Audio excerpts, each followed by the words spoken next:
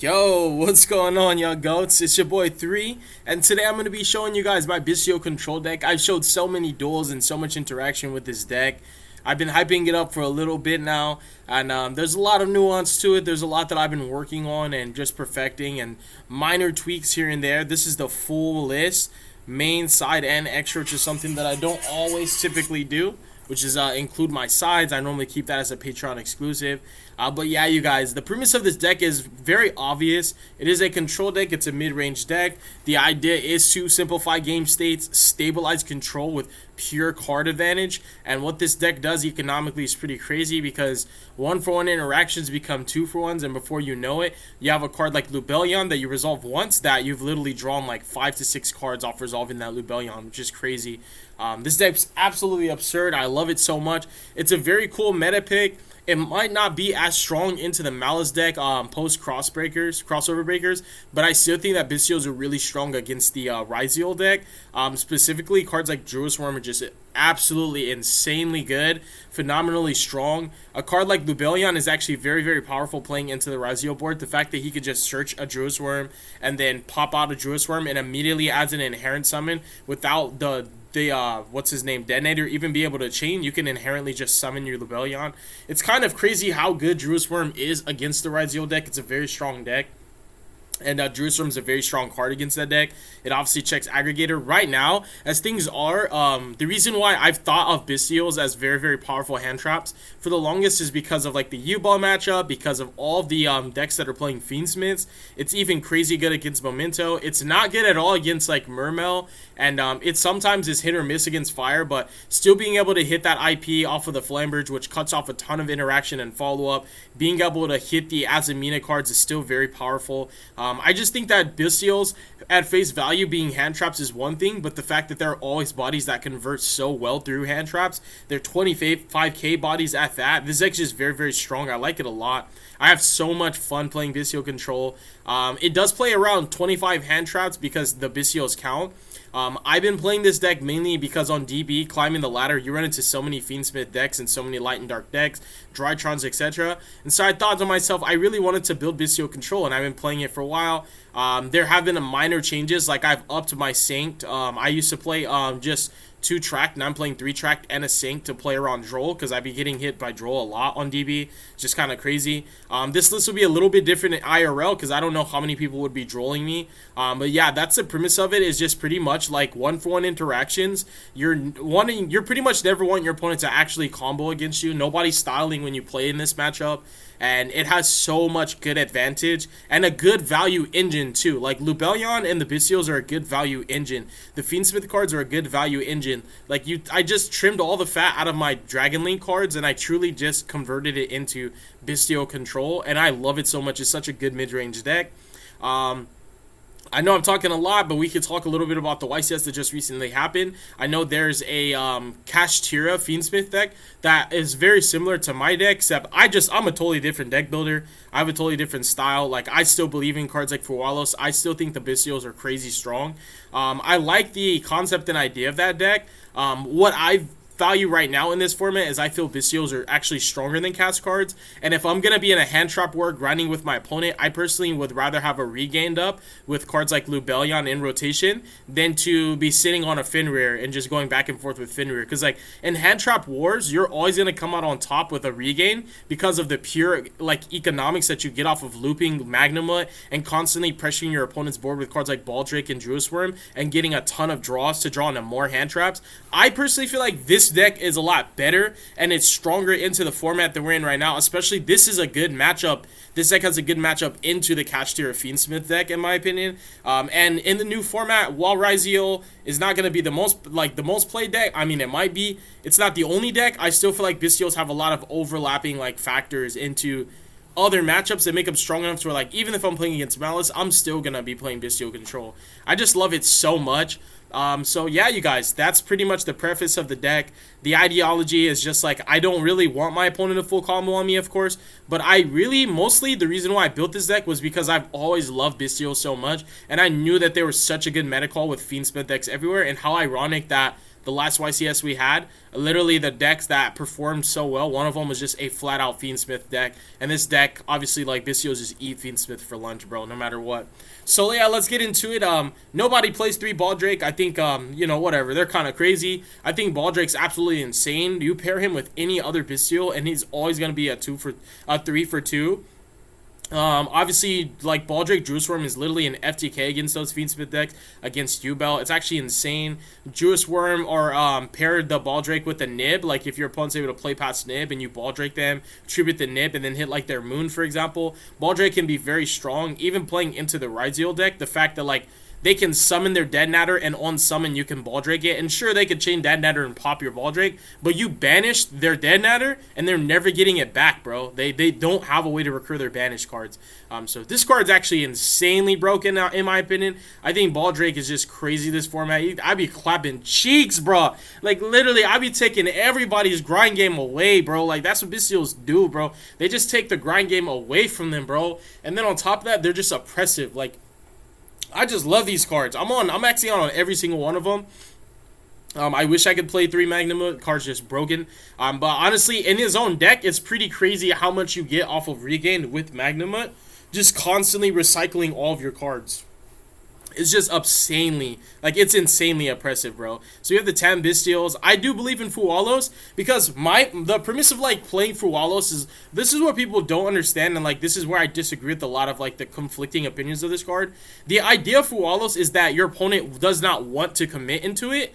So what Fualos does to me, if you ask 3 stacks, do you think Fualos is good? I think the card's insane, because what it does is the simplicity of the card is, it has the same impact as multiple hand traps built into one, because your opponent won't actually commit into a board when they're under Fualos. And this deck actually breaks boards extremely well. I don't need to, like, play Fualos and hope, like, oh, my opponent's hand traps don't stop me. This deck does not care about hand traps hardly ever.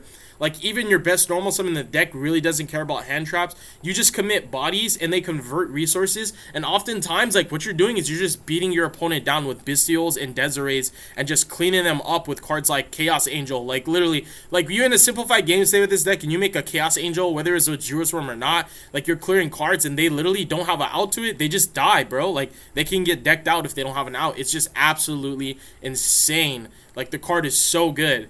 So I freaking love BYSTIALs, and I think Fualos is really, really good. I don't really care if I'm drawing 5 cards off of it, if I'm drawing 2, if I'm drawing 1. The premise of Fualos to me is the same impact as multiple low impact or multiple high impact hand traps. It's a turn skip, because this deck OTKs very easily. Like, it's so easy to OTK with Agnum Day. So, like, it's no problem whether the board is open. Like, you don't need your opponent to actually come into Fualos. In fact, when I resolve this card, I don't want them to take the challenge. Like, I want them to pass turn. But if they play, they play. I play 25 hand traps for a reason. I'm on 3 Ash. Ash just checks every single box. I'm also on 3 copies of Impermanence, 3 Nibiru, 3 Effect Veiler. So you have the 10 BYSTIALs, and then you'll have these generically applicable strong hand traps. Even into the new format, they're strong. There are a couple hand traps that this deck can't play. This deck can't play Impulse because it plays light monsters. It can't play Purge because it plays dark monsters. And I don't actually like a lot of hand traps like Mourner and like Droll in the main. I think Droll's better post-siding, and I feel like Mourner is pretty redundant. I like the value of like diversifying my hand traps. Like, effective kitchen hand traps are really strong, but like instead of Mourners, I actually chose the Nib, because honestly the BYSTIALs, like, they're so strong that oftentimes these are the hand traps that I'd rather draw out of any other hand trap, because they're hand traps that are also bodies that could convert into a Moon, convert into a Seal. There's just so much crazy economy that you get off of these cards. But yeah, you're just playing all these hand traps plus the BYSTIALs. And for the actual engine, you have the 3 Lubellion. Lubellion is like literally the most busted card ever in this deck. One of the craziest cards ever printed in the game of Yu-Gi-Oh! In the history of Yu-Gi-Oh! Bro. Like, I've been thinking about playing Chaos Space. I just didn't want to play so hard and like eat an Ash like that hard. But honestly, like, 4 Lubellion sound kind of crazy to me. Like, this card is just so gas, bro. So insane. Bro, like, you cannot tell me, like, nobody in their right mind, I don't even know what people be thinking, bro, but, like, if you're in your right mind, there's no way you're gonna say, like, Regained can't outgrind like a Caster or Unicorn, bro. Like I want to go on a hand trap war with my regain, bro. High key, like Lebellion's just cracked. This is another reason why it's like good to play 3 Sarner, because you have like 3 extra copies of them. I'm maxed out on 3 engravers. This deck's primary normal summon used to be black metal. I didn't like that black metal was playing. I'm just telling you right now, bro, on DB, I get drolled so much. It's actually crazy. I like that Lacrimo is just a powerful normal summon that didn't play into a lot of the territory that my Safer and my Black Men were playing into. And the premise of them was to make a Seal and just convert that later. And now the way the deck plays now is like Seal is a nice like extra oomph on top of my board. But essentially, I'm just really setting up Desiree off just like Desiree SP most of the time, if I even get there. Like, honestly, most of the time, like, Desiree Paradise is just broken. It's absolutely insane, bro. Like, if I even get there, I shouldn't even be losing in the first place. But yeah, Lacrima is like a crazy normal summon because it converts so well through multiple hand traps. And it's faceted in the aspect that like you can eat 2 hand traps, like this can get hit, your Requiem can get hit. And honestly, just being able to tap back in on your opponent's turn and dump a Paradise, which honestly, I wasn't playing Paradise before. That idea, shoutouts to Pack, that's a crazy idea. I don't know why I don't read my cards. I thought this only sent Fiendsmith monsters, not Fiendsmith cards. So I was never actually playing Paradise in this list before I saw Pack's list. So I give him all the credit. This is his idea. I never thought about playing Paradise. I'm a bozo for that. But yeah, Lacrima is absolutely insane in this deck, as well as its triple track. And in real life, I don't know if I'd still be playing Synced. I'm not gonna lie, bro. These people are crazy. It's not even the fact that my deck loses a draw because it doesn't. It's the fact that, like, I was playing in the draw because I wasn't respecting it because I just didn't think people would be that crazy.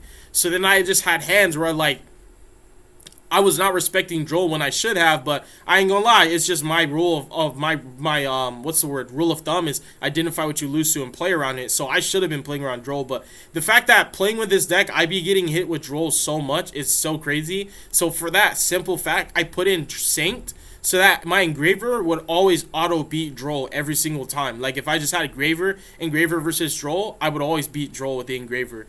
I feel like if Droll's not popular in the format, this is just an auto exclude, but it is another starter. It just conflicts so heavily because if you Bestialed your opponent, it's not going to work that way, but it's here for actually when you're going first and your opening play is Engraver. So I like it a lot. It's an easy exclude, but it's an auto include as long as Droll is around. We have the Lori double regain. Regain's just busted this format. Like, I don't know who in their right mind really sat here and thought that if we're going in hand trap wars and grinding with our opponent that cash cards were better, but like I personally think that Bestial cards are a lot stronger. Like I like the Bestials a lot. Like I really do. We have 1 Call Blight's one of my favorite cards of all time, and then the 1 Paradise. One of the things that I'm going to do in the future, honestly I've been thinking about it and I'm probably going to do it, is I was actually thinking about cutting a Veiler, Attract, and the Saint for 3 triple tactics talents. Hear me out, hear me out. Talents is one of my favorite cards, and what I like about it in this format is with the abundant amount of hand traps and turn 0 interactions the opponent has for you. Thrust for like DDG is guaranteed value. Thrust for like D-Barrier is guaranteed value. In this deck, I'm thrusting for Paradise because that's just what I do, you know what I'm saying? But like Thrust for like D-Barrier is kind of crazy in the new format when Rizio comes out. And the fact that like they play so many hand traps that when you talents them, you should always take their engine because they're going to have more non-engine than engine. So like this deck playing talents I think is a very, very high value and rewarding card because the hand trap wars I already win most of the time anyways unless I literally didn't draw engine. But talents is crazy because it hits their engine, it gets me to my engine, and it checks like so many game states, bro. It's just absolutely absurd. So yeah, I think 3 talents is a must have. My side is just 3 thrust, evenly tactics. I ain't gonna lie, most of the time I'm thrusting in the track because it's just that broken. But the premise of thrust is literally just to have 4 copies of talents while not having to play like more copies of talents because thrust is more versatile. Because I really do believe that talents is that good this format that honestly if I had the space I'd be playing like 20 talents, bro. It's just that good. I don't know who thought they should play 23 hand traps and not include talons in their list at all in a hand trap format where my opponent has a Lacrima in their hand, or my opponent has a bonfire in their hand and 4 hand traps, and they hand trap me and I talent them, take the bonfire, I automatically just won the duel anyways, but they drew 4 hand traps, so they weren't supposed to lose. Yeah, talents is broken, bro. Evenly is cracked is one of my favorite cards ever. I do side deck the Perulias because I think they're crazy. Next format, the things that are going to change are just going to be my thrust siding patterns. And I'm not sure if I'm going to keep in Cosmic. I'm not going to lie. It seems nice. It's really nice right now. But I don't think I'm going to like it in the new format. I'm probably going to take it out. I think that Beast is just crazy. It makes Lubellion kind of like a Cosmic in his own self. Like, that's one of the craziest interactions. Like, Lubellion into Druis, send the Druis off, send one of their cards off, and then place Beast and tribute your Lubellion and just like out another card. Lubellion automatically beats 2 cards. It's just so broken, and like you can do that and just get your regain next turn if you really need to clear a field that easy. So yeah, Beast is just an auto include, but this might just be like barriers and sinful archfiends and like DDGs, stuff like that, just like turn skips because I know I'm gonna get hand trapped. What's cool about this deck and how resilient it is there's no way to actually stop my deck from ending on like Seal's Pass. A lot of times there's no way to stop my deck from ending on Caesar Seals. That's one of my most prominent boards through like 3-4 hand traps, because like even if it's like a nib, they just trigger the Seals and like Caesar forces the nib early, and all the effect negation hand traps going around, the Veilers, the Mourners, the Imperms, the Ogres, like the Ashes, they just don't do anything to Bystials converting into a Seals, and they don't do anything to the Necroquip plus the Engraver converting into Caesar. Like, that's what I value about Caesar over Desiree in sequence, is no effect negation hand trap can stop you from getting into Caesar. You can always end on Caesar's Seal through any hand trap, bro. Like, literally, even Mo Charming, you could take the challenge. Like, and Nib doesn't stop it because, like, you could force Nib early and you combo anyways. So that's, like, one of my favorite boards, even though I know, like, some people like, you know, like, Desiree boards. Like, one of my other favorite boards is, like, SP Desiree. It is very, very crazy, and it's obnoxious, the follow-up you get, whether you had Paradise or if you're just sitting it off of the Lacrima Engrave that you left. It's so much more layers, but the nuance of like having this board through all of the 1-for-1 interactions makes it the strongest board, because it's the most impermeable and resilient way that you can get an inboard in this format right now. So that's why I'm honestly thinking about playing 2 Caesar, and Necroquip be going crazy, bro. I'll be making this card in the middle of my combos, just hoping they throw a hand trap at me so I could just draw some more, bro. It's crazy. Like, this card with regain just be going dummy. Its other effect doesn't really come up that much, but like, I mostly just draw off this card, bro. I'm not gonna lie, like, I be drawing. I draw for days. Necroquip is so crazy. I want to play 2 of this card so bad. This card is actually just broken in this deck, because the whole idea behind this deck, outside of my inboard, is I'm just constantly funneling or filtering through my engine and drawing and recycling. You're literally just special summon, poke, and draw. Like, that's really the best way to explain what this deck does the most. It's like simple Ooga Booga. Special summon, poke, draw. This deck does that for days. Summon, poke, draw. Big pokes for big bodies. Summon, make my board, draw a bunch of cards, reestablish my board, draw a bunch of cards, and keep poking until my opponent's dead. It's easy to OTK, but like, bro, it's crazy that this deck just pressure for days. So that's the side deck for right now. I think Cosmic could change. I like Droll into Rizio format. So like, when Crossover Breaker comes, I think that I'm probably only going to change probably like maybe 4 cards out my side deck. But I am on the 1 Seals. You can totally recycle it. You're only ever going to really resolve it once a game, but you can put it back if you need to. SP Little Knight checks game states all the time. I don't care about OTKing in a mid-range deck like this. I value the fact that I can literally just clear a board. SP always checks Desiree. It's just so crazy how good this card is. It's really, really strong. Like, just playing into Desiree boards, just SP target the sequence, force the Desiree out, chain SP, banish another resource from them, and the SP's coming back is really strong. Chaos Angel is an FTK, double sequence, 1 Agnum Day, 2 Requiem, 2 Desiree. These are all auto includes. You just have to play these. I'm playing these. I was actually thinking about Bystials when I put duplicates in, but then how ironic that like now people want to play cash cards, and now it makes more sense for me to play duplicates because of Unicorn. But when I was putting in duplicates, I was just thinking about when I get Bystial, like I don't have no way to put these back. So that's why I was playing duplicates, but now it works out in my favor because people are playing Unicorn. 1 Moon, Caesar should probably be at 2, and Typhon might be at 2. I'm not gonna lie, the extra deck seems flex, but it could change. And Goddess is one of the cards that I might take out. Like, but I like both like Chaos Angel and Goddess because like they just be checkmating my opponents, bro. Like they don't be respecting it, homie. Like they really don't. Like they just be losing the Angel, bro. Like literally, like it's this card just you can't out it. It's just crazy, bro. Like especially I think the fact that Raizio has Hold Thrust and the fact that Malice has like traps that out it makes me feel like this could be cut in the new format. But when you're playing against not those decks, this card is just crazy.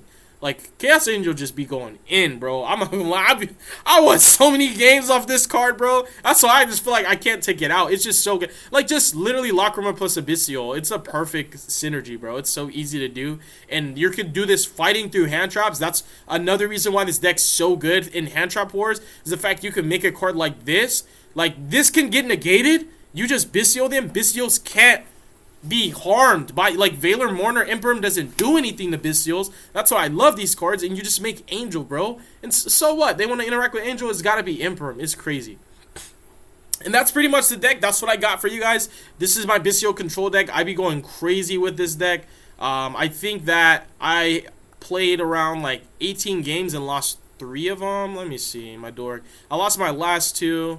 Yeah, there we go. So out of 3, 4, 5, 6, 7, 8, 9, 10, 11, 12, 13, 14, 15, 16, 17, because this was me playing around with like a Malefic deck, I think. So from right here, this guy Nyko, all the way up to here, these are all Bystial control matches, and I've lost 3 of them. That's it. So yeah, this deck be going crazy, you guys. Thank you so much for watching. Y'all better be doing good. Take care of yourselves. Buy your mama something for Christmas, you know what I'm saying? Work. Don't be calling off, bro. You know? Peace. Deuces is wild.